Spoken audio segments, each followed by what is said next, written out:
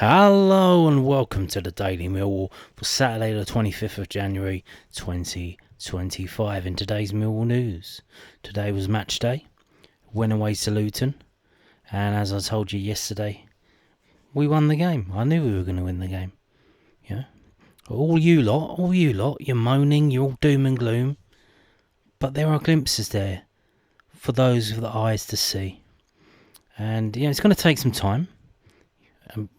Obviously, we've got some young players who have flashes of stuff, and it's going to take some time for that to develop. But it's starting to come through at the minute. This is the match report from millfc.co.uk. Mill grind out important victory at Luton Town. Millwall were 1-0 winners at Luton Town in the Sky Bet Championship on Saturday afternoon. Mihailo Ivanovic's second half goal was enough to do the damage and claim a priceless 3 points away from home. Head coach Alex Neil made two changes to his starting 11 at Kenilworth Road, with Tristan Kramer for his first line start and Ivanovic coming in for the injured duo of Ryan Leonard and Macaulay Langstaff. So that's, again, everyone was looking, no, there's no Macaulay Langstaff and he's not on the bench. Oh, he's been dropped, he's off, he's out of the team. Like, well, everyone's getting injured. Literally everyone is getting injured. More on that. So every time we play a game, we get two injured players. Again today, two more injured players. Tom Leahy, meanwhile, was named on the bench, as were Daniel Kelly and Wes Harding. Yes. Now, I don't know if it was a mistake or if something happened. When Mill social medias announced the team at 2 o'clock, no, not 2 o'clock, an hour before kickoff, which would be, 11:30? So when they announce the team, you know what they do with the graphic and that? Adam Mayer was on the bench. They delete that, and then later on, they do another graphic, and they do it again, and they pretend nothing's ever happened. They don't say why they deleted the first one. They don't even reference it.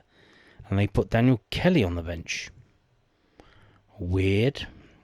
So did Adam Mayer get injured in the warm-up? Like, what happened there? Or was it just a mistake? Don't know. Will we ever know? Don't know. The Lions started well in front of the sold-out away end, but could not find that end ball to test Thomas Kaminski. At the other end, Luton worked the ball to the right-hand side on 13 minutes, but Jacob Brown's effort was blocked by Joe Bryan. Millwall then dealt yet another injury blow, as Callum Scanlon had to withdraw after 17 minutes. Aaron Connolly, his replacement, with Duncan then looking to batter his way through to goal, only for the ball to overrun and Kaminski to claim. Well, ladies and gentlemen, unfortunate for Callum Scanlon, but I think maybe fortunate for Millwall, because Sir Aaron Connolly's coming on. Aaron, Key and Peele sketch, if you know, you know. So you're looking at him, and he's wearing gloves. He's wearing fucking gloves. It's not even that cold, it's not like it is early in the morning. Well, it's midday, so it should be, the sun is highest in the sky at midday. But, it's not like the breath is on the players' mouths when they're breathing. It's not that cold. There's no condensation in front of their mouths. But he's wearing fucking gloves, and oh no, what's going on here then? Well, I will say, he came on, and he was absolutely outstanding, absolutely fantastic. And if so, he missed the penalty. Yeah. Now, apparently, I watched the game on Sky. Obviously, I didn't get a ticket to go there. And according to them on there, the ones doing the commentary, that was the first time he'd ever taken a penalty kick in a professional game. I don't know why he took it. They didn't show that there was some kind of argument over who was going to take it. I would assume that like George Savile would have been the one to take it, hasn't he taken them in the past? And if not him, then probably someone like Tanganga, Dinor even. But Aaron Connolly steps up to take it. And we'll get on to that in a minute. But like I said, he was absolutely fantastic. So, if he wants to wear gloves, he can fucking wear gloves as long as he plays like that. I don't care. Absolutely brilliant stuff. He can wear a bloody bobble out as well if he wants. Yeah, let's do it. Shortly before the half-hour mark, Cramer's run allowed the Lions in on goal through Connolly, but after his strike was saved, referee Gavin Ward blew for a foul before Watmore's follow-up. Yeah, Gavin Ward, what can you say? I mean, what are we doing here? Giving silly little fouls for them over the most nonsensical little touches and stuff. And then even when he gives us a penalty, you're like, yeah, I mean, but man, we're in the Championship, we're not in the Premier League. Like, would that, like, I don't know. That referee was just awful. But we won the game, so, you know, what can you do? Carlton Morris's header from a corner that caused momentary worry in Mill's backline as Lucas Jensen gratefully clutched the ball, with Connolly going on to test Kaminsky seconds later as the opener was sought. On 33 minutes, he was that man Connolly who teased Luton's backline once again, this time winning a spot kick as he was brought down on the edge of the area. The substitute picked himself up to take, but a tame strike down the middle meant Kaminsky was able to save with his feet. He didn't save it with his feet, more like it hit his feet. I think, you know, it was kind of accidental that it hit his feet. If that ball was higher, that would have went in. I don't think you can hit one down the middle if it's on the floor. You do need to kind of do it higher. But there you go. Morris nodded over as the half-time break began to come into view, but with no further chances, the Lions went in at half-time, perhaps frustratingly goalless. The first opportunity of the second half went the way of Luton on 51 minutes, but a Morris header trickled just wide of the far post. Following that, Millwall beginning to get joy down the flanks, with Reece, Bangor, Williams and Cramer being brought into the play. With 59 minutes on the clock, the Lions are able to work the ball towards forwards and towards Watmore, only for his effort to flash wide. However, 2 minutes later, Millwall were in front. RBW, Bangor Williams' ball over the top, finding Ivanovic, who controlled brilliantly before executing an outstanding hit over the goalkeeper into the back of the net to open the scoring. I think it was to the side of the goalkeeper, but what I will say is Bangor Williams' ball. I mean, absolutely fantastic stuff. So I think Connolly was in front of him as well, Ivanovic was in front of him, but there's 4 or 5 Luton players there. So you see, he realises, it's like, oh, he's got enough vision, but quick vision, quick speed like lightning, the ability to think. Okay, if I play it on the floor, it's going to be captured by Luton, so don't do that. So what he does, he lifts the ball over a little chip, a pitch. If you're playing golf, I don't know if he plays golf, RBW, a little chip pass up and over. So what that did, rather, obviously if you lob it forward, you kick it forward, it goes over, and then it carries on going along into the space behind the defence, and the player's supposed to run onto it. No, this was literally chipped up in the air in such a way that it came up in a parabolic arc, which ended, the end point of which was Ivanovic's chest. And he chests it down so it goes literally in front of where he's running, down towards his feet, and he does what he does. He does what he does and he scores. I mean, absolutely brilliant stuff. So that's Bangor Williams. He started 2 games, came on as a sub in the cup game, scored 1 goal, got 2 assists. I mean, ridiculous. Like, this is the thing. This is the thing. Like, that's what we want. That is, like, and that's what people are looking at when they say play the kids. Because it's fearless. Because the guy's got, like, he's going into a new experience, and he's not scared. Not at all. For why? For what? Because what? He might not get a contract next year. His wife might leave him. His wife might be upset. He doesn't have any of that stuff. He's a kid. So he's not scared of shit. He wants to do well to get the prizes that are ahead in football, in the footballing world. So he is there to impress. And he's doing it. He's doing it fantastically well.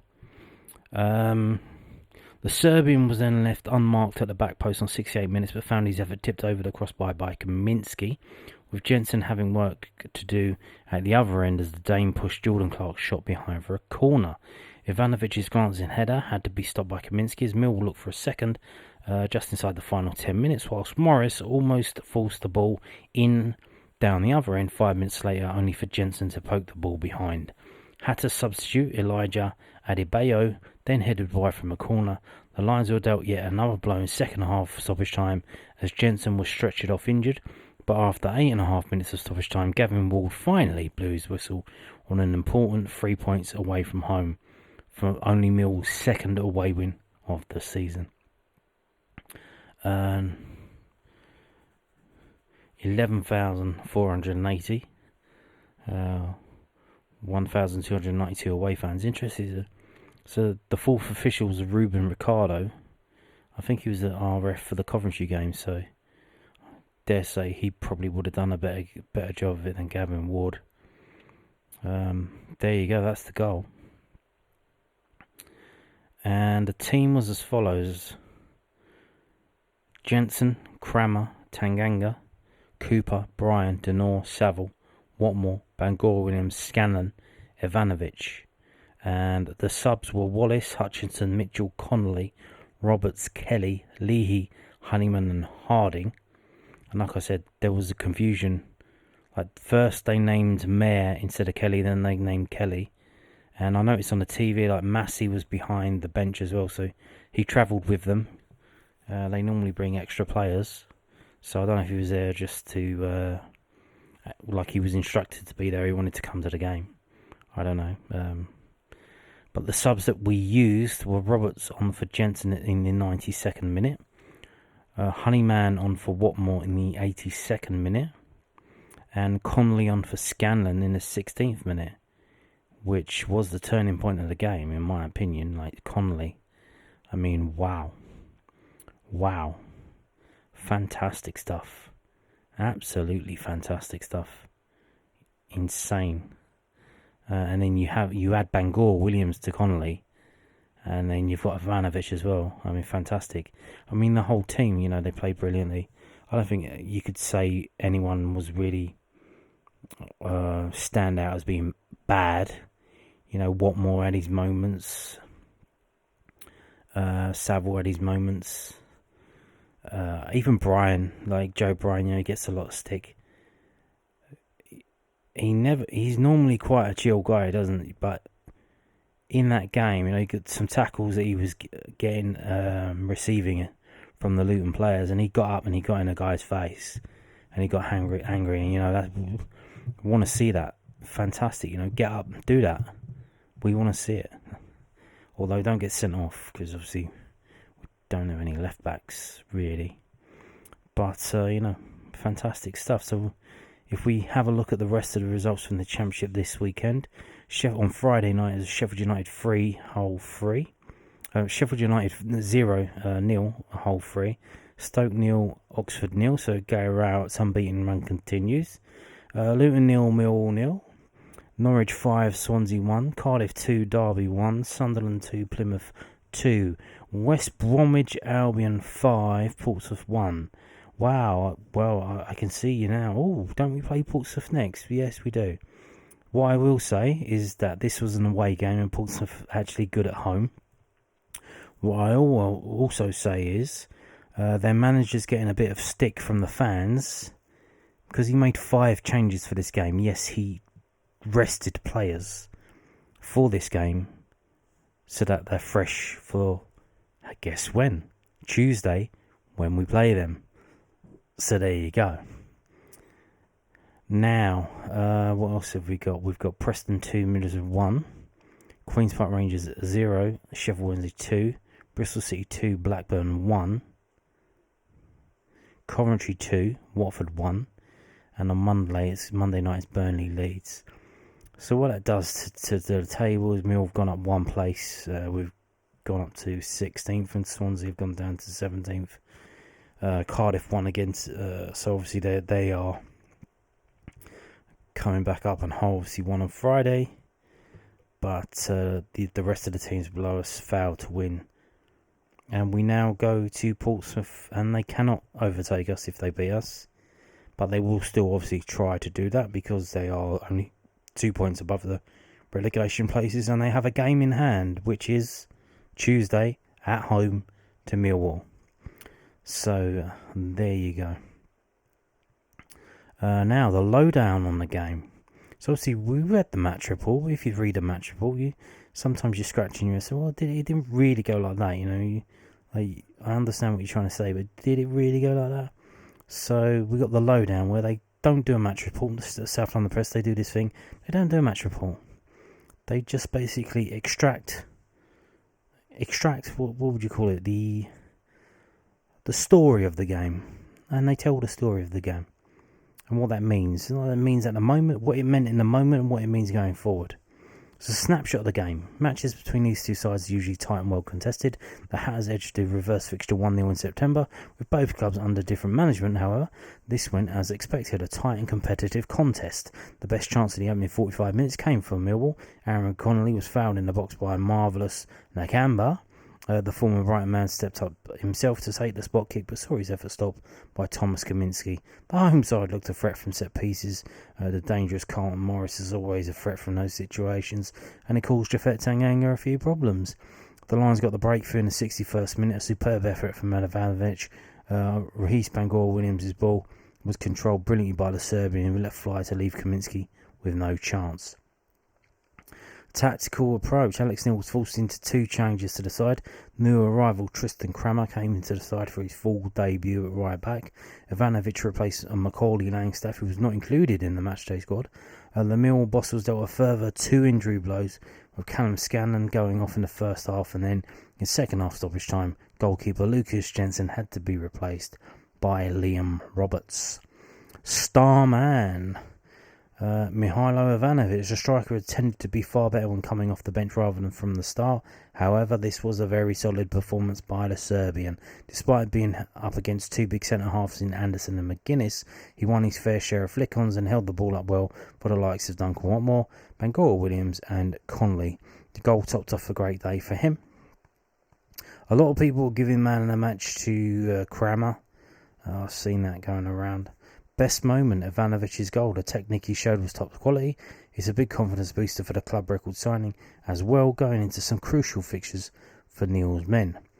Moan of the match. Connolly's missed penalty. When things are not going for you, they really are not going for you. Millwall suffering a bit in terms of luck right now, and this was another sign of it. The Lions don't get penalties very often, so when you do, you really need to score them. It was a big moment for Connolly, coming on to replace the injured Scanlon. He looked a bright spark and won the penalty. He will be disappointed with the spot kick. It was an easy save for the Luton keeper, Kaminski. Yeah, it is what it is, yeah. I wouldn't, that's not enough to block Connolly, because Connolly was fantastic when he come on. I know a lot of people putting it, I've seen them digging him out for that, but, penalty, the way he played is fantastic.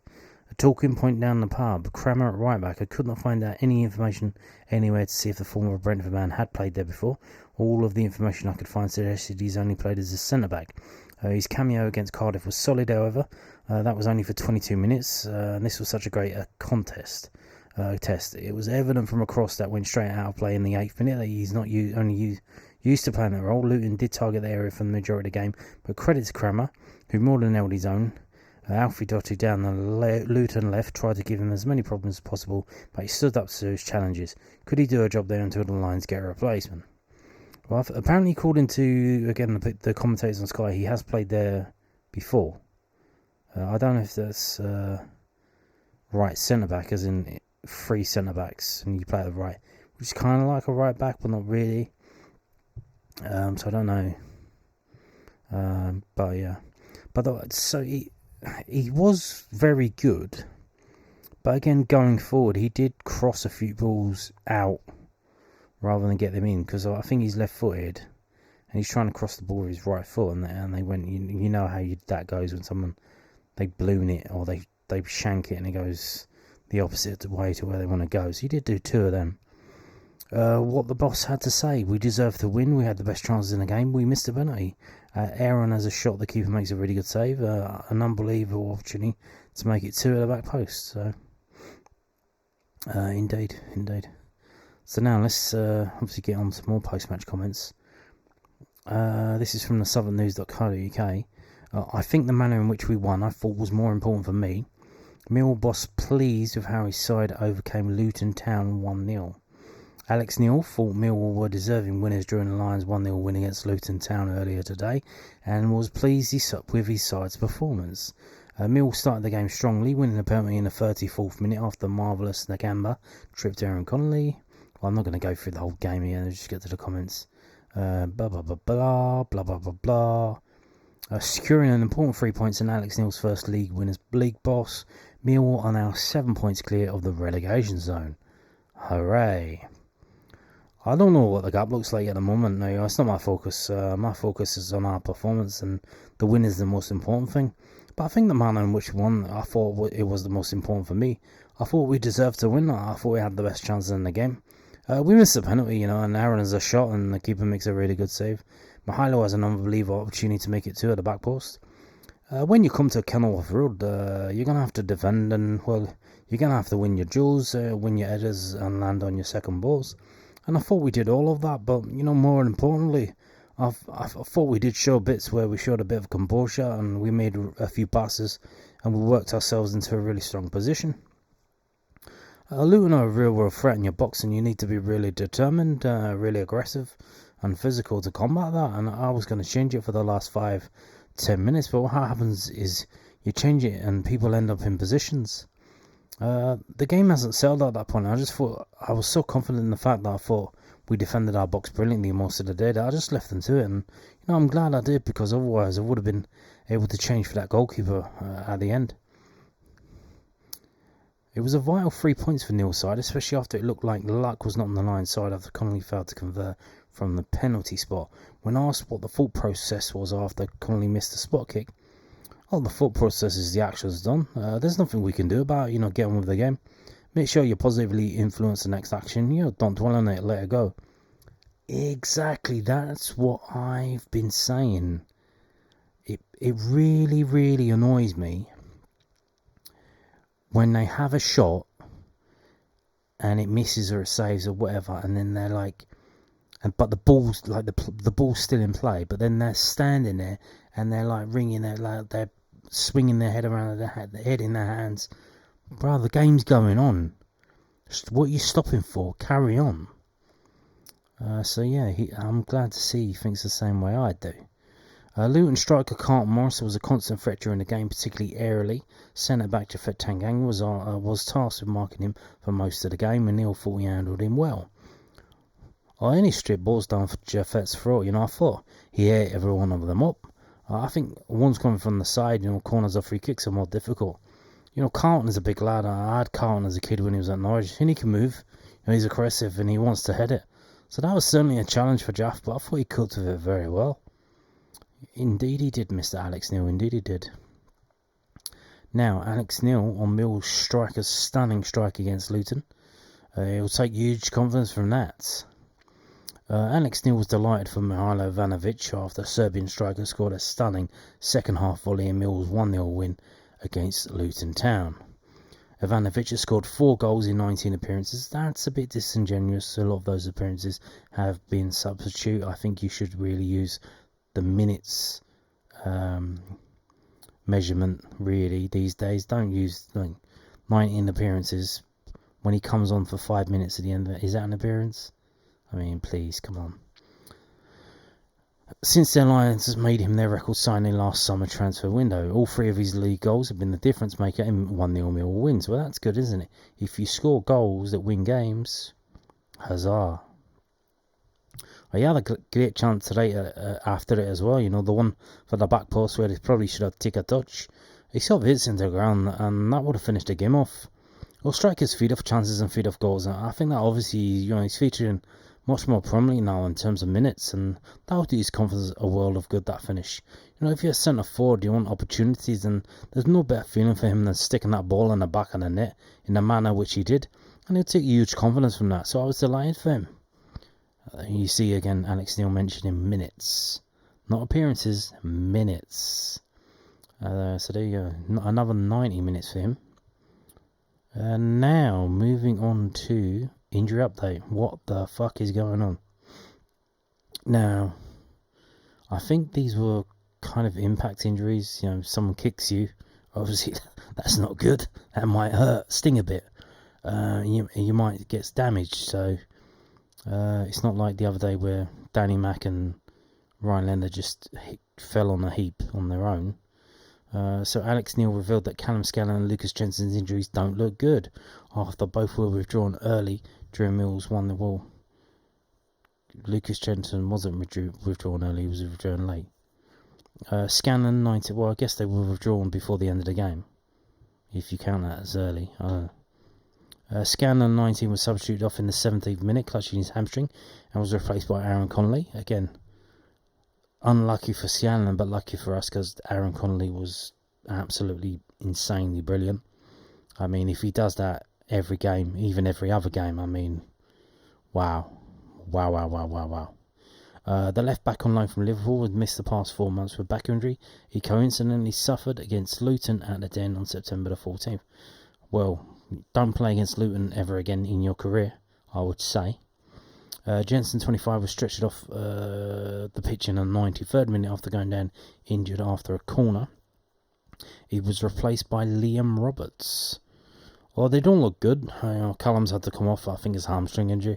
And we need to get it scanned and, get the extent of it. You're never going to come off as a goalie with 4 minutes to go unless you need to, so, that's the worry. So we need to get that scanned, have a look at it. And we got plenty, pretty much 4 front players out, and we got 2 right backs out. We've just lost another sort of left back who's now playing as a left winger for us. And we've just lost our goalkeeper, so I don't want to hear any other team in this league complaining about injuries, because if you come and look at ours, it's as sensitive as anybody's. What I do think is, it just speaks volumes about the players in terms of how they went about the work, because they didn't let it distract them. They didn't like the fact that we conceded in the 97th minute the other day. They didn't like the fact that we missed a penalty, and they didn't like the fact that some of the players have to go off the pitch. They got on the job and with the job, and that was, for me, was excellent. Yeah, again, I'm sure if you're looking at that as a player, like doom and gloom. But like, if you got a game plan, this is the game plan. We're doing this, we're doing that. Thingy's gonna do this, Thingy's gonna do that, and then Thingy goes off injured. And you're like, well, shit, what's the fucking plan now? What do we do? What do we do now? What's going on? But, yeah. It doesn't look good now. It doesn't look good. I mean, I guess we'll see if Roberts is any good. Now, here's the thing. Funnily enough, like, what's happening? What is happening? This weird... Are we in a time warp Are we in an alternate dimension? So Callum Scanlon, as mentioned, got injured against Luton. And got injured against Luton now, again, today. 2 injuries this season, both in games against Luton. Coming off early, quite early. Roberts, he's played 1 game. He started 1 game this season. Do you know it was against? It was Pompey away in the Cup. Who's our next game? Pompey away in the league. I mean, how are these things keep happening? And then, how can you see these things like that happening and be an atheist and think that things like there's no meaning behind things like this that happen? Like, what the fuck is going on? Must be something going on. Must be. I mean, come on. Oh, that's weird stuff going on. Coincidence? I don't think so. So we got this from the South London Press, londonnewsonline.co.uk. It may be some more stuff. No, I think it's a different quote. Oh, there's bits and pieces. We'll go through it anyway. So, Millwall boss Neil isn't interested in points gap to Championship drop zone after 1-0 win at Luton Town. Alex Neil was delighted to get his first championship win as Millwall head coach as his side claimed a 1-0 victory at Luton Town on Saturday lunchtime. The Lions collected their first league victory at Kenilworth Road since October 2000, thanks to a stunning strike from Mihajlo Ivanovic. It was the Lions' first win since December the 21st and just their second away win of the season, after October's 1-0 success at Swansea. The victory moved the Lions 7 points clear of relegation places ahead of the 3 p.m. kickoffs. So again, some things to note. Just like the other day against Cardiff, we made our chances. We didn't nick them from set pieces. We made the chances that we got. The goal that we scored, the penalty that we missed. We were good going forward. We were making stuff happen in open play. Another thing to remember is that Luton Town aren't very good. There is a high probability that they may be relegated to League One. So did we effectively just play a League One team? Maybe we did. So that may suggest the level that some of our players are at. So, can they do it against better teams in this league? Well, I don't know. And Alex Neil said, so the victory moved the Lions 7 points clear of relegation. I don't know what the gap looks like at the moment. It's not my focus. My focus is on our performance, said Neil. The win is the most important thing, but the manner in which we won was most important for me. We deserved to win. We had the best chances in the game. Then he goes on about, this is the quote that we've already read.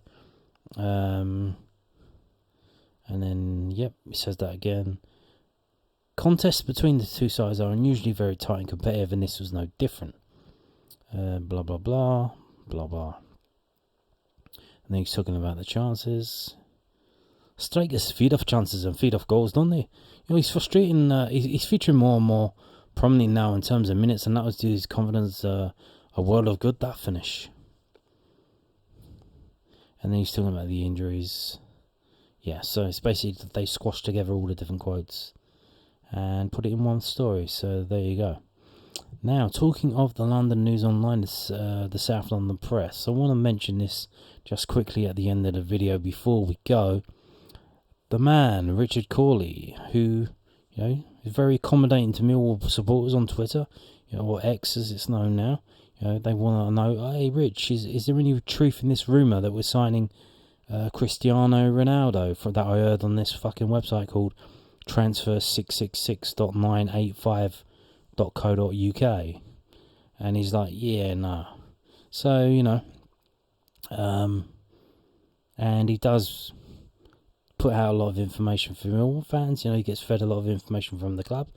He's effectively, I would say, obviously the club do have their own journalists, but he can't do stuff that Richard Corley does. So he's kind of at arm's length. And he is effectively, the club's mouthpiece, sort of. They go through him and they leak stuff. They need to leak stuff and they get stuff out there. If something is leaked in from the other side in the transfer deal and they want everyone to know, that's not really what's happening. This is happening. So that we find out stuff through Richard Corley, and he is training currently for the London Marathon, which is back in April, the 27th of April 2025. So, 3 or 4 months away. And he's got a Just Giving page. So, London Marathon 2025. He's raising money for Prostate Cancer UK. And the reason why he's doing that is, I'll read the quote here from him. I lost my dad to the disease after a brave fight. The fact he was diagnosed early after PSA blood test meant that he was treated and lived for another 10 years. He was able to enjoy time watching his grandchildren grow up. I miss him every day, and it's been on my mind for a fair while that I wanted to do this event in his memory. It would be just superb to raise some money for such a wonderful cause, and I hugely appreciate anyone who supports me. It will just give more motivation when it goes to the hard miles, probably after the 5k mark. So there you go. See if you can go to the Just Giving. I'll probably put it in the description below. And if you can, donate to that. And on that note, thank you for watching, and goodbye.